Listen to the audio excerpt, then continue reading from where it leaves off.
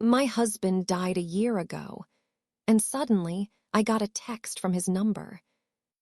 So, I'm still trying to wrap my head around this, and I honestly don't know if I should be freaked out or if it's just some kind of weird glitch. But here's the thing.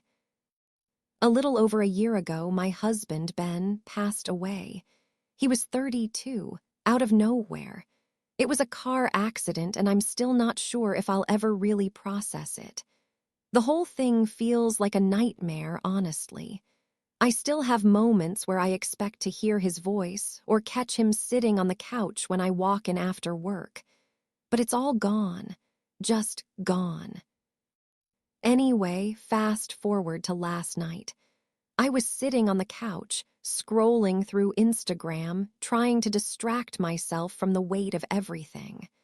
I'd been doing some cleaning around the house all day, and I just needed to sit for a while, zone out, you know. It was just one of those nights. And then my phone buzzed. I figured it was one of my friends, maybe a message about some random meme or a funny TikTok. But when I looked at the screen, I saw something that made my heart stop.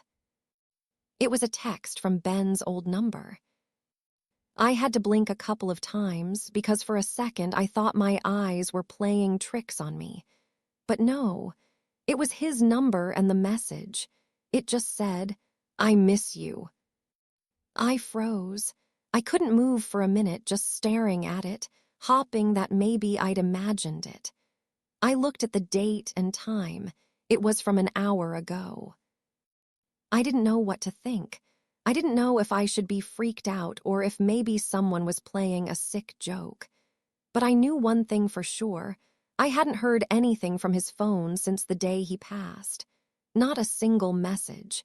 His phone had been shut down and disconnected shortly after the funeral. My friends knew it, I knew it, and I had all the paperwork to prove it. So how the hell did this happen? I started typing a response, my fingers shaking, but then I stopped. What if it wasn't him? What if it was some weird tech thing or worse, someone messing with me? The more I thought about it, the more my mind spiraled. I'm not one to believe in supernatural stuff, but this felt off. So, after a few minutes of packing around my apartment, I decided to call the number. The phone rang, and my stomach dropped. There's no way I was actually doing this, right? I just needed to hear a voice on the other end to make sure it wasn't some kind of prank or glitch. Finally, the call connected. I waited. Nothing, absolute silence. Then a faint sound, like someone breathing. And then a voice. It was Ben's. It was a woman. She said, "Why haven't you answered me?" I don't even know how I hung up the phone. My heart was pounding so hard I could barely breathe. I sat there for a moment, trying to make sense of what had just happened. Maybe it was some kind of scam. Maybe they were hijacking numbers somehow. But then I remembered something I hadn't thought about in a while. Ben had always been obsessed with tech stuff. He'd worked in IT for years, and he was constantly talking about data security, phone backups, the cloud, all that. He'd always said he'd set things up in case something happened to him. But this was something completely different. The message, the call, it didn't add up.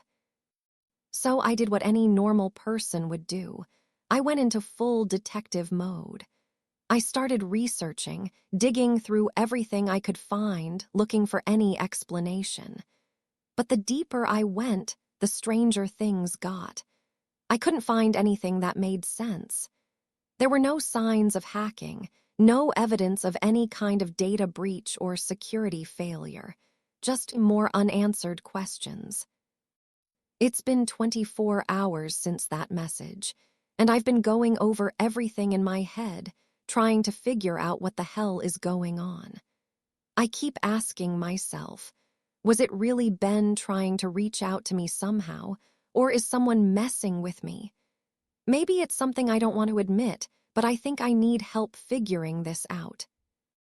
Has anyone ever experienced something like this? How can this even happen? Because right now, I have no idea what I'm dealing with, and I'm kind of scared to find out.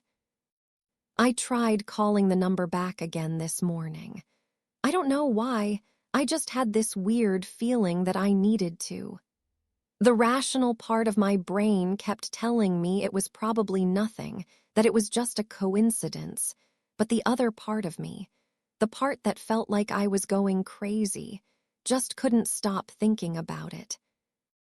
This time, I waited for the call to connect longer. The silence, the waiting, it felt like an eternity. And then, after a few moments, I heard the same breath. That faint, almost imperceptible sound, like someone was standing on the other side of the line, listening to me. And then a voice. But this time, it wasn't the woman's voice.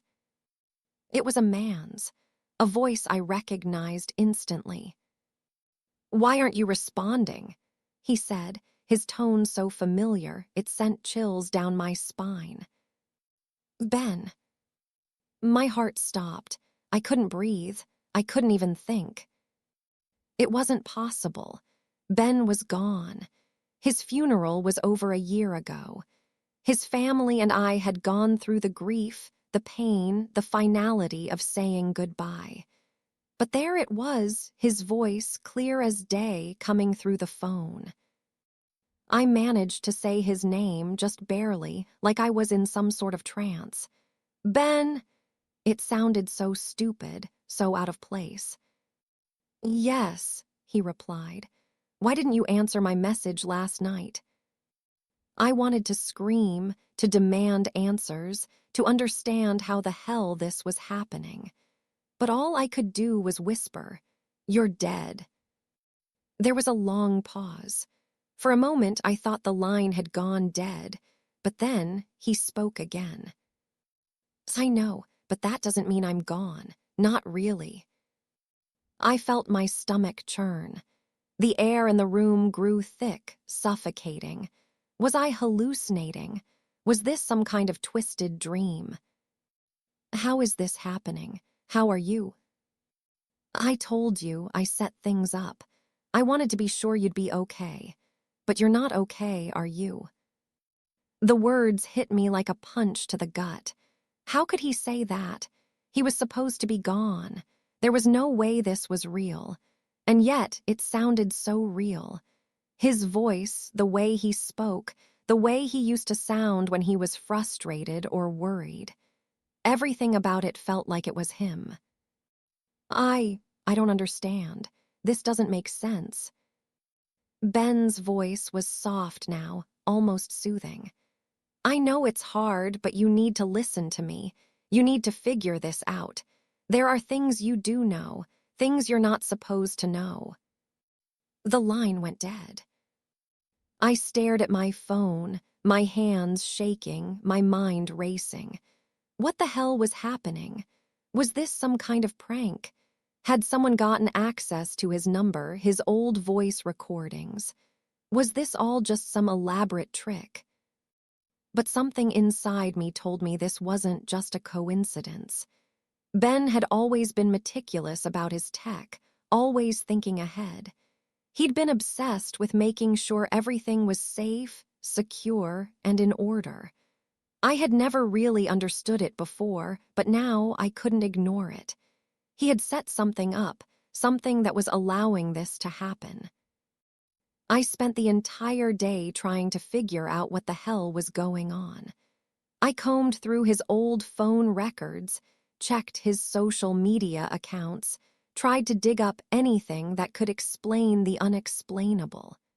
But every time I thought I found something, the answers only led to more questions. Finally, in a moment of desperation, I reached out to one of Ben's old coworkers, Sam. Sam had been his best friend for years, and I figured if anyone would know something, it would be him. When I told Sam what had been happening, There was a long silence on the other end of the line. It felt like an eternity before he spoke.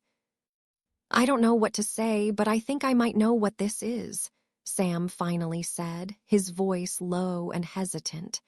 "Ben! He was working on something that was, well, it wasn't just work. It was personal. He didn't want anyone to know about it, not even me."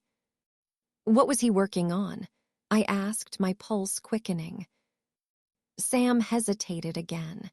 "He was trying to figure out a way to preserve memories.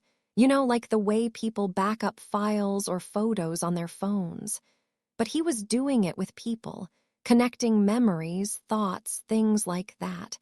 I thought he was just being weird, Ben was always getting into these crazy projects. But I never thought it would actually work." "What do you mean by preserve memories? How is that even possible?"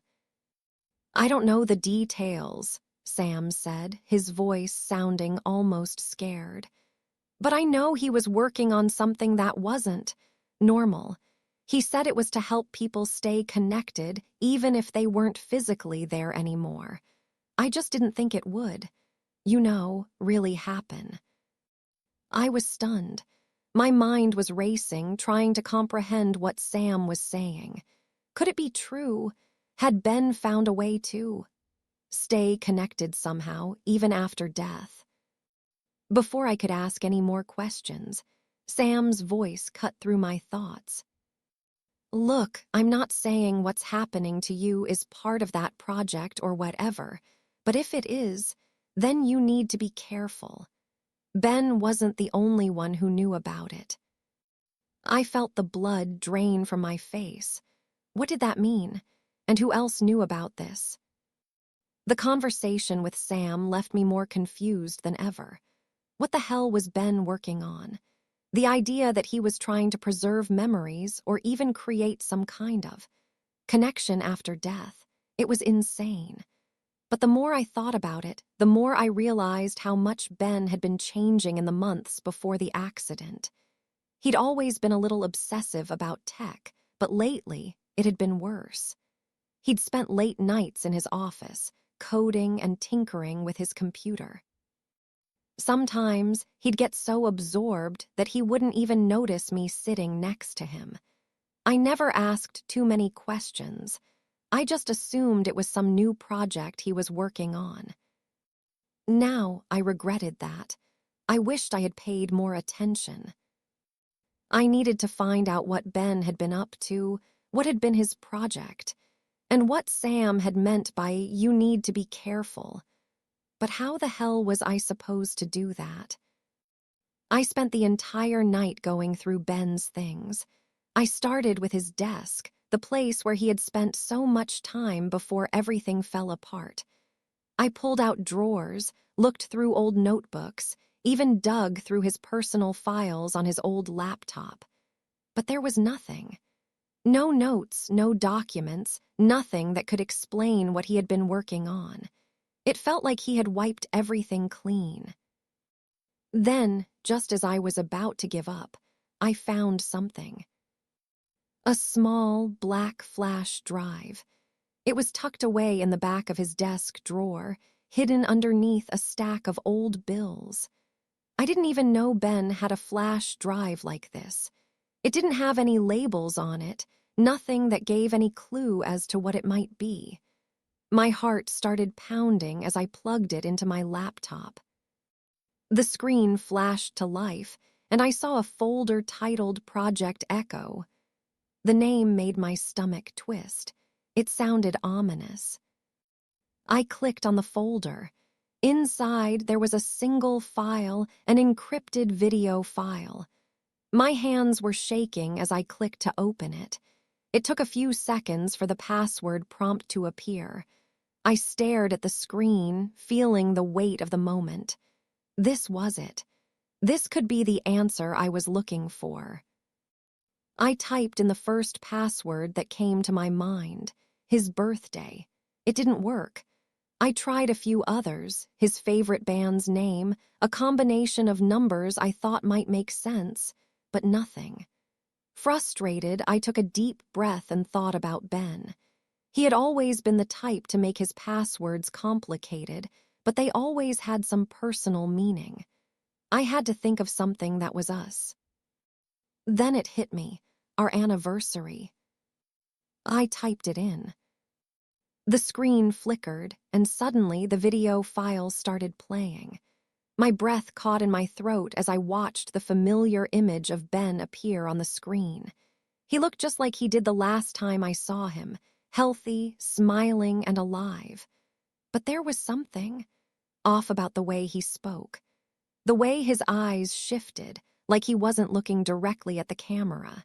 He was speaking to me, but it felt more like he was speaking to someone else. "Hey, babe," he said with his signature grin. "I know you're probably confused about what's going on right now. I didn't want to involve you in this, but if you're watching this, it means something gone wrong." My pulse quickened. His voice sounded so real, so familiar. But hearing him talk like this, so calm, so deliberate, it sent a chill down my spine. "I've been working on something," he continued. "Something that could change everything. You know how I've always been into tech, right? Well, this time I've gone further than I ever expected. I've built something that allows me to—" He paused for a moment like he was choosing his words carefully. "Allow me to communicate with you after I'm gone. But you need to understand that this is experimental. This could be dangerous. If you're watching this, I'm gone. But my work, it's still here. The project is called Echo, and it's tied to everything. Everything I've built, every memory, every part of me. It's all here in the system." I felt my throat tighten as I watched the screen, unable to tear my eyes away from his face. "You won't be alone, even if I'm not there," he said softly. "But you have to be careful. There are others involved, people who don't understand what I'm trying to do. I've made mistakes, and I'm afraid they'll come after you, too. Don't trust anyone who tries to contact you about this. They won't have your best interests at heart." Ben was right about one thing. There were others involved, and that thought terrified me. "I need you to promise me one thing," he said, his face growing serious. "If something happens, if you start receiving messages from me again, don't ignore them. But don't get too close either. Things can get complicated. You're going to be drawn into something that you might not be able to get out of. But I believe in you. I know you can handle this." The video ended abruptly. I sat there, frozen, staring at the blank screen. My mind was reeling. Ben's voice had been so calm, so measured, but what he had said, it didn't make sense. What was Project Echo? And why had he warned me to be careful? Why had he thought I'd need to handle something on my own, even after he was gone? I couldn't shake the feeling that I was already too deep into something I didn't understand. That video, his words, it felt like he was trying to tell me something important. But I had no idea what came next.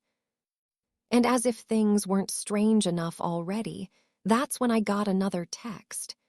This time, it wasn't just from Ben's number. It was from someone else. I stared at my phone in disbelief. My thumb hovered over the screen, frozen in place. I didn't know whether to feel relief, fear, or complete terror. The text was short and simple, just a few words. "Don't trust him. It's not Ben." I felt my stomach churn. The message was from Ben's number, but this time it was different. It wasn't the same warmth in the text as before. There was a coldness to it, a sense of warning. But who could be sending it? Who was this person? My first instinct was to call the number again, but I couldn't bring myself to do it. My hands were trembling. My mind was still reeling from everything I had seen in the video, and now this new message felt like a punch to the gut. I tried to calm down, telling myself that it was just someone messing with me, maybe a prank, or worse, someone who had gained access to Ben's old number and was playing some sick game. But then I remembered what Sam had said earlier. Ben wasn't the only one who knew about it. What if there was someone else involved in his project? Someone who didn't have good intentions? Someone who had been working behind the scenes and knew things I couldn't even imagine? What if this was bigger than I thought? I couldn't sit around and wait for something worse to happen. I needed answers, and I needed them now. So I did something I probably shouldn't have done. I messaged back. Who is this? Why are you warning me? What do you know about Ben? I sat there, waiting. Each passing second felt like an eternity. My mind raced through all the possibilities, and the tension in my chest grew tighter with every minute. Then, after what felt like an agonizing wait, the reply came. You don't know what you're dealing with. The message you got last night wasn't from Ben. He's not in control. Whatever happened to him, it's not just his memory you're communicating with, it's something else. I read those words over and over. I was beginning to feel like I was unraveling, like the pieces of my life were slipping through my fingers. I couldn't make sense of it, but I knew one thing for sure. This wasn't a simple case of a hacked phone or some tech glitch. This was something else, something far more sinister. I quickly typed back, "What do you mean? Who are you?" This time, there was no immediate reply. I could feel the weight of the silence pressing down on me. My mind kept circling back to the video, to what Ben had said. There are others involved. People who don't understand what I'm trying to do. Was this the person he had warned me about? Finally, the message came through. I can't tell you who I am. It's too dangerous. But you need to stop digging. If you keep going down this path, you'll regret it. Ben made a mistake and now it's too late. It's already too far gone. My heart was pounding in my chest. I needed to know more. I needed to understand. Who was this person? Why were they warning me? And what the hell had Ben really been working on? I didn't have time to sit around and wait for answers. This was escalating, and I could feel it in every fiber of my being. My head was spinning, and all I could think about was what Ben had said in the video. Things can get complicated. You're going to be drawn into something that you might not be able to get out of. The more I thought about it, the more I realized how much Ben had been trying to protect me, how much he had tried to warn me without saying it directly. But it was too late now. The web had been spun, and I was already tangled up in it. I had to figure this out. I couldn't just sit by and let whatever was happening consume me. I took a deep breath, wiped my sweaty palms on my jeans, and decided to go back to the one thing that had given me the tiniest bit of clarity: the video. Maybe there was something in it that I missed. A clue, something that could help me figure out what Ben had been working on and what I was supposed to do next. I grabbed my laptop and went back to the video file. I started watching it from the beginning, trying to catch every little detail. But then, something caught my eye. Near the end of the video, when Ben was talking about the project, there was a brief moment when he seemed to get distracted. His eyes darted to the side, and there was a flicker of unease in his expression. It was so quick that I almost missed it, but it was there. Something was wrong. I rewound the video and paused it on that frame, staring at his face. It was subtle, but I could see it now.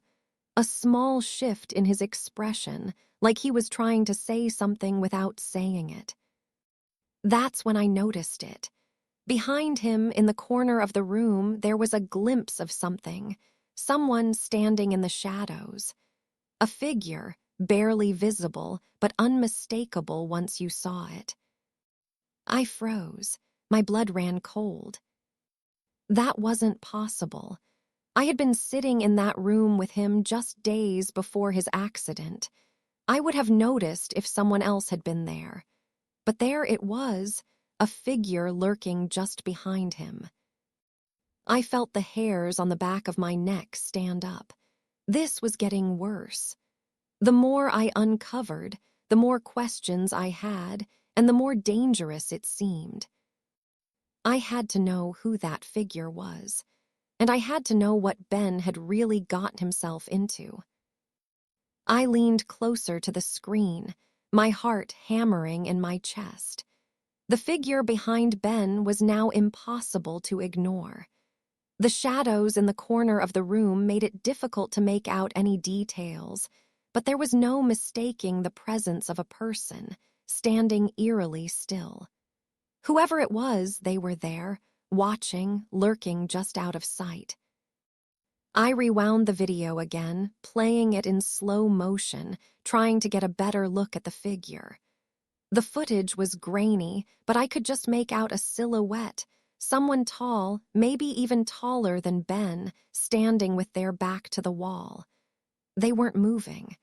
They weren't even breathing, it seemed. It wasn't a glitch. It wasn't a trick of the lighting. Someone had been in that room. I stopped the video, my mind racing. Who could it have been? Ben had always been so private, so careful about who he let into our space. There was no way someone could have just slipped by unnoticed. And if this person had been there the whole time, why hadn't Ben said anything? I felt a sinking feeling in my stomach. Ben's warning echoed in my mind. There are others involved, people who don't understand what I'm trying to do. What if this person was part of whatever Ben had been working on? What if they were part of Project Echo? I needed to find out who they were, and I needed to do it quickly. But first, I had to think. The figure in the video was too elusive to identify, but I was sure it wasn't just some random person. Ben had been careful, and he wouldn't have just let anyone into his home without a reason. So, who were they, and why were they involved? Suddenly, a new thought hit me. What if this person was just someone Ben had known? What if they were connected to the project in a deeper, more dangerous way? Maybe Ben wasn't the only one working on it. Maybe there was a whole team behind it. I had to reach out to Sam again. He was the one who knew Ben best, and if there was anyone who could shed some light on this mystery, it had to be him. I picked up my phone, hesitated for a moment, and then called him. It rang several times before he picked up. Hello. Sam, I need you to tell me everything you know about Project Echo, I said, trying to keep my voice steady, though I felt anything but calm. I need to know who else was involved. I need to know who Ben was working with. There was a long pause on the other end, and I could feel the tension building with each second. Then, Sam's voice, quieter than usual, came through the line. I can't tell you everything, he said, his voice thick with hesitation. You wouldn't believe me if I did, but I can tell you this. Ben wasn't alone in this. He wasn't the only one working on it. What do you mean? Who else was involved? I pressed, my voice rising. Who is that person in the video? Why didn't Ben tell me about them? Sam let out a sigh. I knew this was coming. I knew you wouldn't stop digging. His voice was almost resigned, as if he had expected me to find out the truth. The person you saw in the video, they're part of a group Ben got involved with. A group of people who are trying to push the limits of what technology can do. They've been researching ways to, I don't know how to explain it. They were looking at the human mind, at memory, consciousness, everything. Ben got in deep, deeper than I think he realized. I felt a chill run through me. What do you mean, deeper than he realized? What was Ben trying to do? I don't know, but whatever it wasn't good, Sam said, his voice filled with urgency. Ben started talking about things that didn't make sense to me. Things about merging consciousness, uploading memories, using technology to keep someone alive in some way. But I told him it was too dangerous. I told him to back out. I sat back in my chair, stunned. So, this whole Project Echo thing, it wasn't just about preserving memories. It was about something else entirely. Exactly, but it wasn't just Ben working on it. There were others, people who were far more experienced with this kind of thing. I don't know what they wanted, but I think Ben got in over his head. And now I think they've taken things too far. They've crossed a line. I felt my breath catch in my throat. I was starting to understand. Ben had been working on something that wasn't just a simple project or an experiment. This was something much darker, something that threatened to blur the line between life and death, memory and reality. And now I was caught in the middle of it. Sam, what do I do now? I asked, my voice shaking with fear. What do I do with all of this? Get out of town. Leave. It's not safe for you anymore, Sam said urgently. If you're being contacted by Ben's number, it's not really him. It's something else. You have to leave before it's too late. I felt my hands shaking as I hung up. Sam's warning echoed in my mind. It's not safe for you anymore. But I couldn't leave. Not yet. There was too much at stake, too many unanswered questions. I had to finish what Ben had started, or else I might never have peace. And I had to find out what had happened to that person in the video, the one who was hiding in the shadows. Whoever they were, they had the answers I needed. I couldn't shake the feeling that I was being watched. Maybe it was just the pressure of everything that had been happening, the strange messages, the video, and Sam's warning. But it felt like someone was always just out of sight. I spent the rest of the day trying to piece everything together, but the more I dug, the more the pieces didn't fit. The figure in the video kept haunting me. I had to know who they were, who they represented. Ben had warned me about people who didn't understand his work, but Sam's words echoed in my mind. There were others.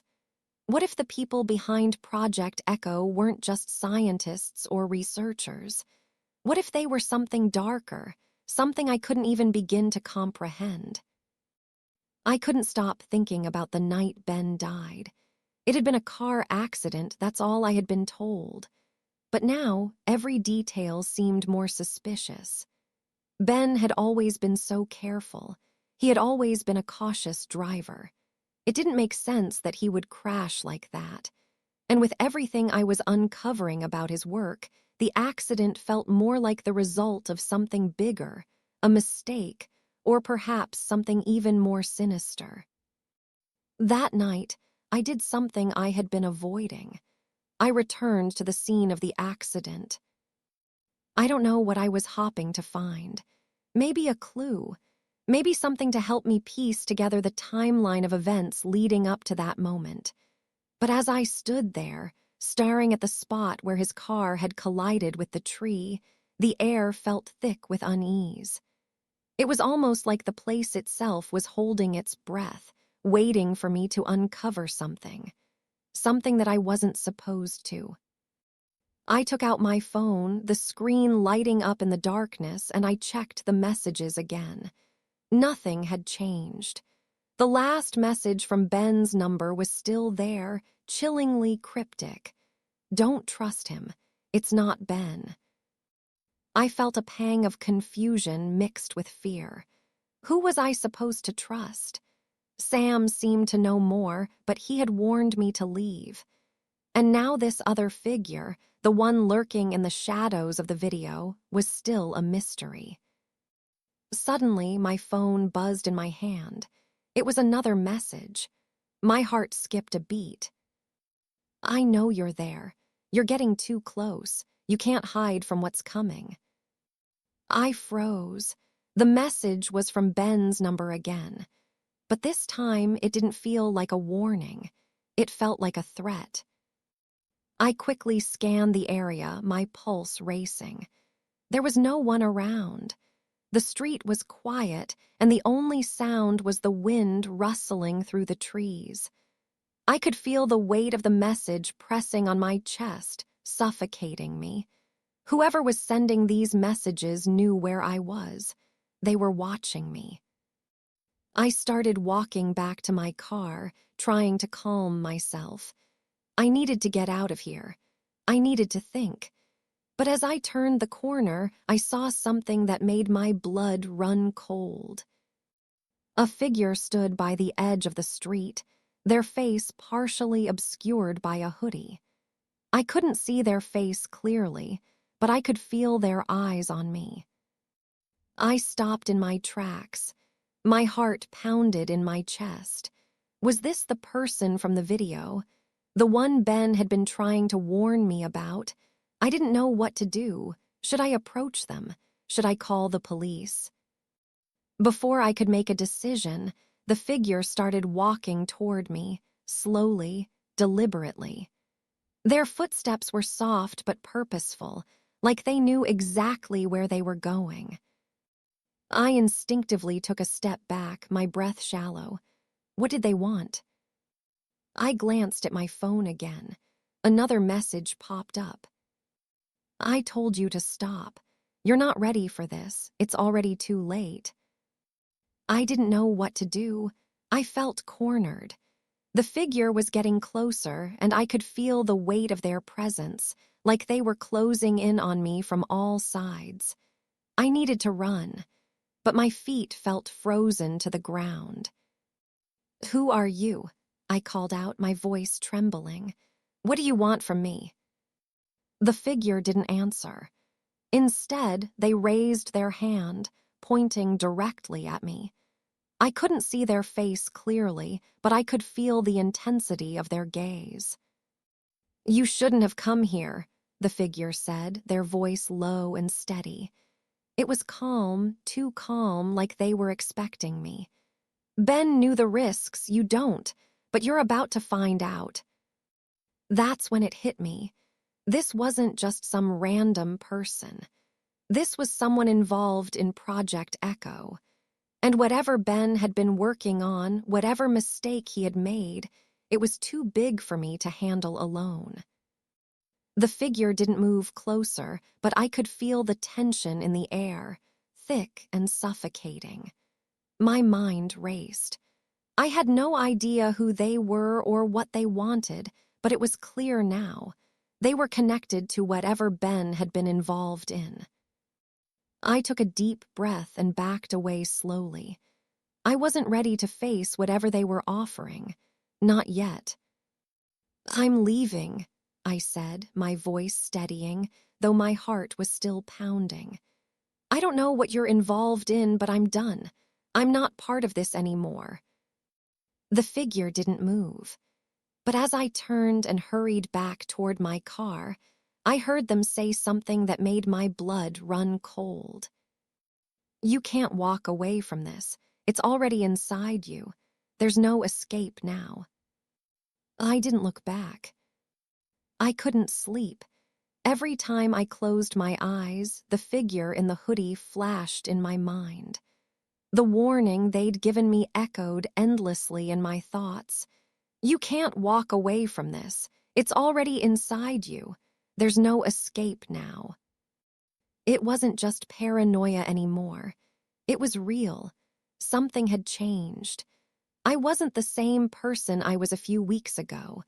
I had crossed into a world I couldn't turn away from, no matter how much I tried. I hadn't gone back to my apartment since that night by the accident site. I was staying at a hotel now, my thoughts consumed by everything I'd learned about Project Echo. I had to know more, had to push deeper into the shadows of what Ben had been working on. But the more I found out, the more I realized how little I truly understood. I spent the morning digging through Ben's old files again, hoping to stumble upon something that might explain the cryptic messages. His research papers were filled with complex diagrams and formulas I barely understood. But one thing kept standing out: the word consciousness. It was everywhere. On every page, in every document, in every recorded conversation. Ben had been obsessed with understanding the human mind. But it wasn't just about understanding. It was about controlling it, merging it with technology in ways that no one had ever attempted. I found an email thread between him and a mysterious contact, a name I hadn't seen before, Dr. Evelyn Carter. The email exchange was encrypted, but it was clear they were discussing something important, something dangerous. I quickly downloaded the file and decrypted it, my fingers trembling as the words appeared on the screen. "We're close. The final stage is near. Once we complete the integration process, there will be no turning back. We will be able to preserve memories, to hold onto consciousness indefinitely. This is the future. This is the only way." It was signed, Carter. I felt the room close in around me. I had to find out who Dr. Carter was. She was the missing piece of this puzzle. She had to be. I tried calling Sam again. Maybe he knew her, maybe he had met her. Maybe she was the key to everything. But the phone rang out and I left another voicemail. "Sam, it's me again. Please call me back. I need to know who Dr. Evelyn Carter is. I think she's involved in whatever happened to Ben, and I need answers. Please." The silence on the other end felt like a warning, but I had no choice. I needed to keep moving forward. I decided to pay a visit to the only place that might have any answers: Ben's old lab. I had only been to the lab a handful of times, usually when Ben needed help with something. It wasn't the kind of place that was open to the public. It was a private research facility, highly confidential, heavily guarded. Getting in wasn't easy, but I had been there with Ben. I knew the way. The air was thick with tension as I approached the building. It was late in the afternoon, and the sun was beginning to dip below the horizon, casting long shadows over the parking lot. The place looked deserted, but I knew better. I wasn't the only one looking for answers. I used the key card Ben had given me to access the main door. It clicked open, and I stepped into the sterile, cold environment that had once felt like home. The fluorescent lights buzzed overhead, and I could hear the hum of equipment from deeper in the building. I made my way to Ben's office, the door creaking as I pushed it open. It was just as I remembered: papers scattered everywhere, half-empty coffee cups on the desk. But there was something else, something off. The terminal on the desk was still on, a faint glow coming from the screen. I walked over to it, my pulse quickening. There was an open file, and the name on the screen made my stomach drop: Project Echo, Final Integration Phase. I clicked it open, my eyes scanning the text rapidly. This was it. This was the document that explained everything. The project had been far more ambitious than I had ever imagined. It wasn't just about preserving memories. It was about creating a new reality, a world where consciousness could be stored and transferred. But it was also a nightmare in the making.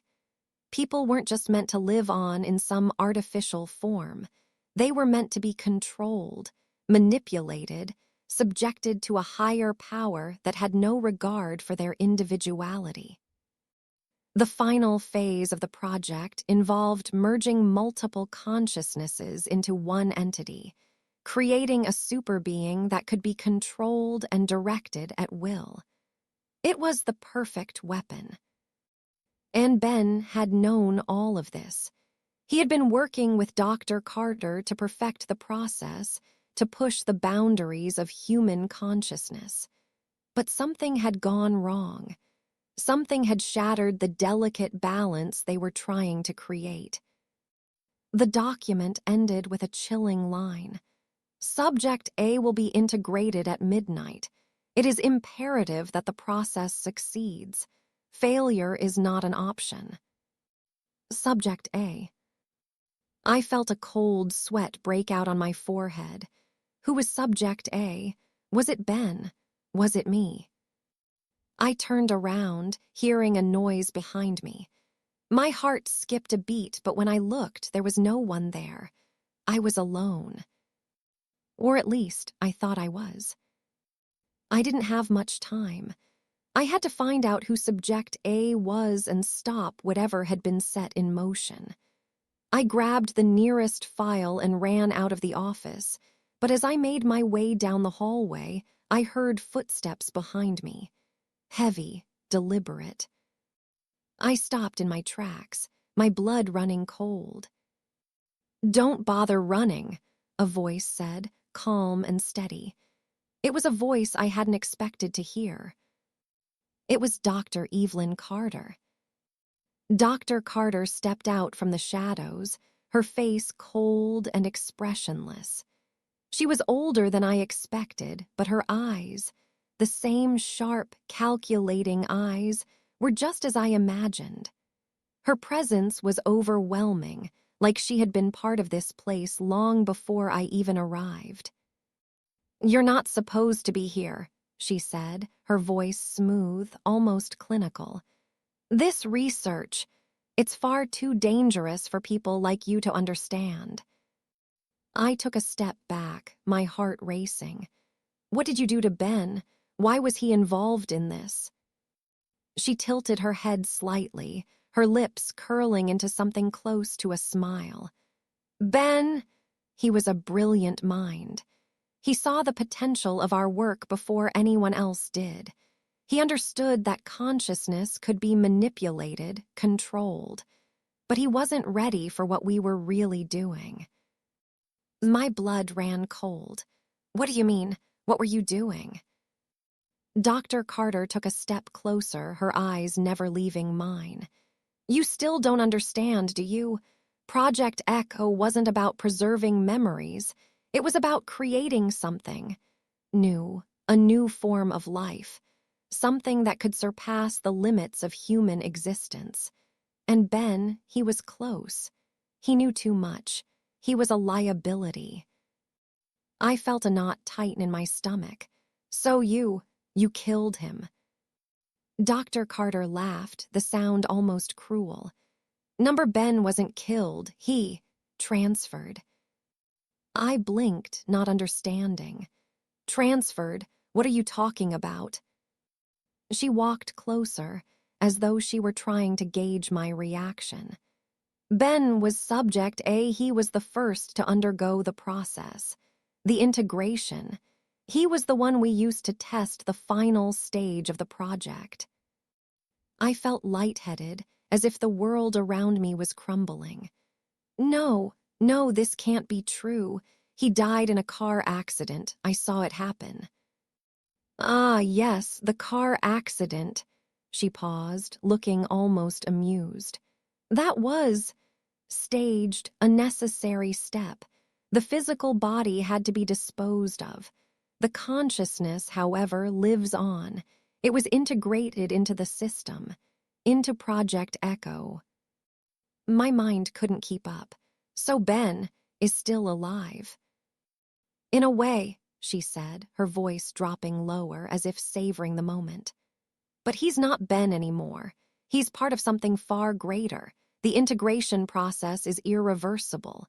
He's a part of the collective consciousness now. His memories, his thoughts, they've been merged with everything else. You see, that's the point. We aren't creating immortality. We're creating a new form of control. A shared consciousness where nothing is private, where everything is known and nothing is hidden. Ben was the key, and now he is one with everything. He's everywhere. I staggered back, my legs weak beneath me. My heart was pounding, my thoughts a whirlwind.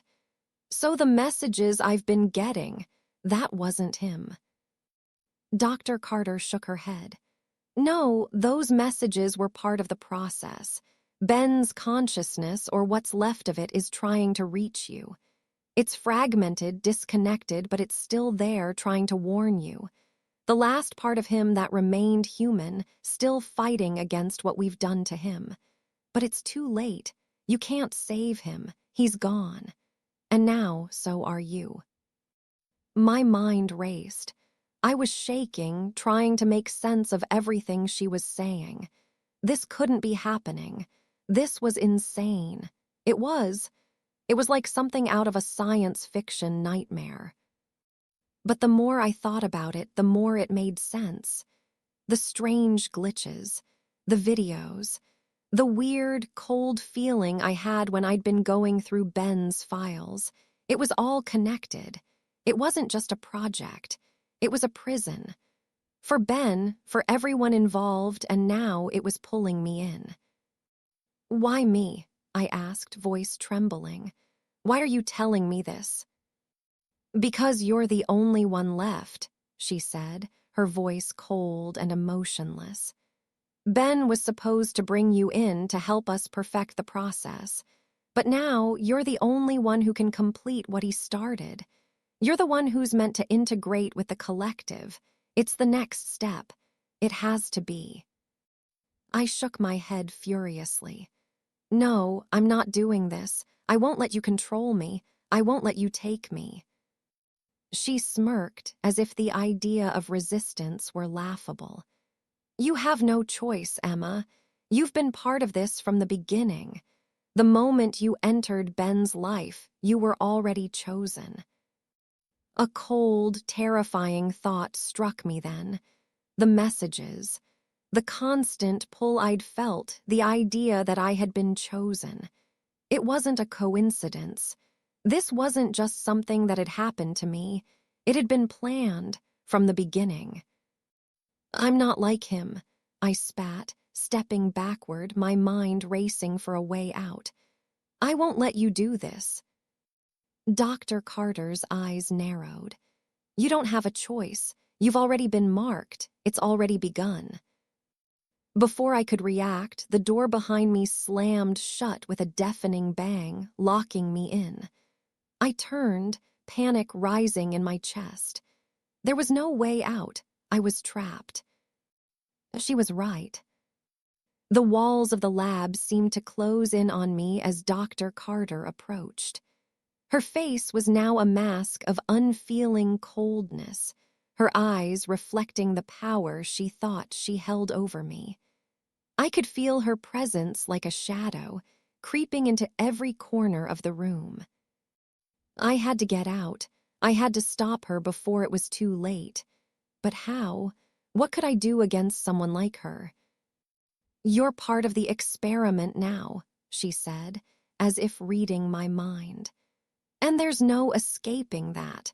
You're going to be the one to carry this project forward, whether you like it or not.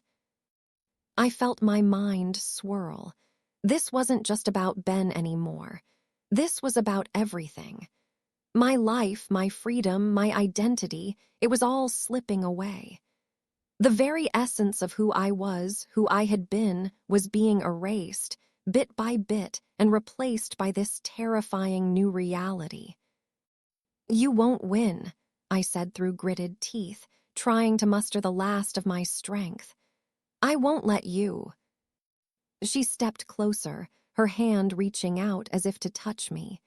You're already gone. Just as her fingers brushed my skin, the world around me began to shift. the air growing thick and distorted. My vision blurred. It was happening. The process was starting. But in that moment, something inside me snapped. I wasn't just going to let this happen. I wasn't just going to give in. I broke free. I ran. I didn't care where I was going. I just had to get out. I didn't know how long I had before Dr. Carter's influence fully took hold of me, but I could feel it. The pressure. The invasive, suffocating presence of whatever technology they had unleashed.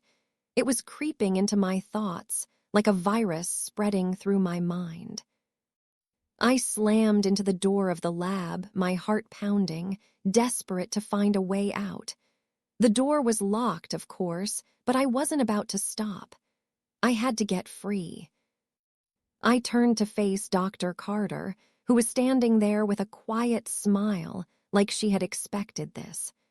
I had no idea how she was still so calm in the face of all this, how she could be so detached, so cold. But I had to use it against her. "You think you've won, don't you?" I shouted at her.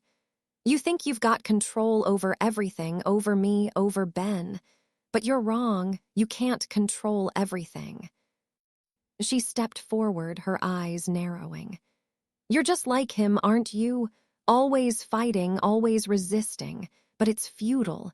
The system is too powerful. You can't escape it. You are part of it now." I shook my head, my breath coming in short, shallow gasps. "I'm not part of anything you're doing. You're the one who's a prisoner. You're the one trapped in this web of lies and control, and I'm going to stop you." Her face twisted with frustration. "You don't understand. You never will. You were never meant to resist. This is your destiny." I could see it now, the way her grip on this whole operation was starting to slip. She wasn't invincible. She wasn't all-powerful. She was just a person who had made a mistake that I was going to exploit. I didn't know exactly how I was going to stop her, but I knew that I had one advantage she didn't. I wasn't completely consumed by the project. I still had free will.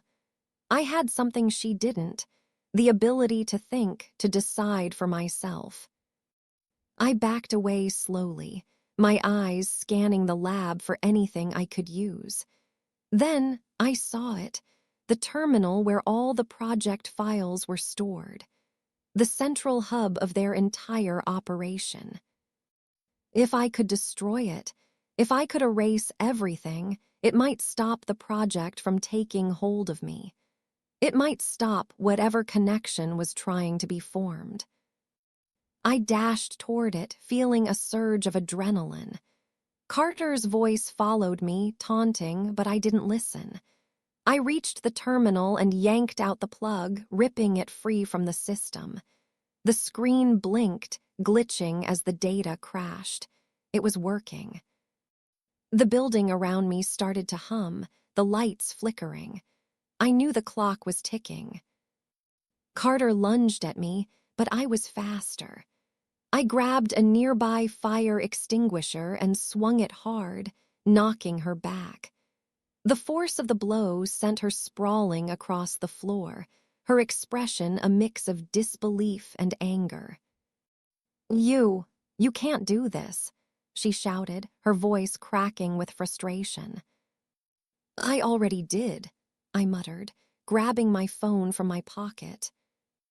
I had one last call to make. The phone rang in my hand as I stumbled toward the exit. I could feel the pressure of time, the urgency growing with every passing second. I didn't know how much longer I could hold out before the system pulled me back in, before the project started to overwrite my mind. "Come on, Sam," I whispered under my breath. Pick up, pick up." Finally, the line clicked, and I heard his voice, groggy and confused. "Emma, what's going on? Where are you?" "I'm at the lab," I gasped, moving quickly toward the exit. You have to help me, it's all true. The project, the consciousness transfer, it's real. Ben, he's still alive, but not in the way you think. Dr. Carter, she's... Wait, slow down, Sam interrupted. I know, I've been trying to get to you. I didn't want to believe it, but it's all over the place now. The project. It's way bigger than we thought. It's been happening for years. I froze, my mind reeling. What do you mean? Sam took a deep breath. I've been digging into the project since I first heard about it. I didn't know Ben was involved at first, but I've been watching Carter. She's part of a whole network, a massive operation. They've been transferring consciousnesses for years, and now they've figured out a way to spread it across the world to make everyone part of this shared consciousness. I felt my stomach twist, but I'm not part of that. I won't be part of it. Listen to me, Emma, Sam said urgently. The moment you connected with Ben's number, the moment you got involved in all of this, you were already marked. They want you to complete the integration. But there's a way out. I found a way to reverse the process. It's not too late. If you can get to the central terminal, I can help you. You just need to destroy the last link. I glanced at the terminal I had just disabled. It was flickering, as if still alive. The hum of the building was growing louder. I've already disconnected it, I said, but I don't know if that's enough. I don't know if it's enough to stop them. You have to believe me, Emma. Sam's voice was urgent now. It's the only way. You can end it, but you have to trust me. My heart pounded in my chest. I was so close. I could feel it. But it wasn't just about stopping Carter or the project. It was about taking back my own life, my own mind. I ran. I reached the exit just as the lights in the lab flickered once more. The sound of footsteps, heavy, deliberate, echoed through the hallway behind me. Dr. Carter was coming. She wasn't going to let me leave, not without finishing what she had started. But I didn't care anymore. I had one goal in mind: freedom. The doors burst open in front of me, and the cool night air hit my face. I didn't stop running. I didn't look back. I just kept moving, my legs burning, my mind focused on one thing: getting away from all of this. As I reached the car, I dialed Sam's number again, not caring if he answered. I just needed to hear his voice, to know that there was someone out there who understood what I had gone through. Sam, I whispered into the phone, my voice trembling. I'm free. I'm really free. And for the first time in weeks, I felt a small, fragile spark of hope. The next few months were a blur. I cut ties with everyone associated with Project Echo, including Sam. I couldn't risk dragging him down with me, especially after everything that had happened. Dr. Carter disappeared after the lab was shut down, and there were whispers about a larger network behind the project. But I couldn't let myself get involved anymore. I had been a part of something far darker than I could have ever imagined, and now all I wanted was peace. But even now, sometimes, I still hear that voice. A soft whisper in the back of my mind, a reminder of everything I've been through. Ben's voice. Or maybe it's just the echo of what we once were. And maybe, just maybe, I'll never fully escape it.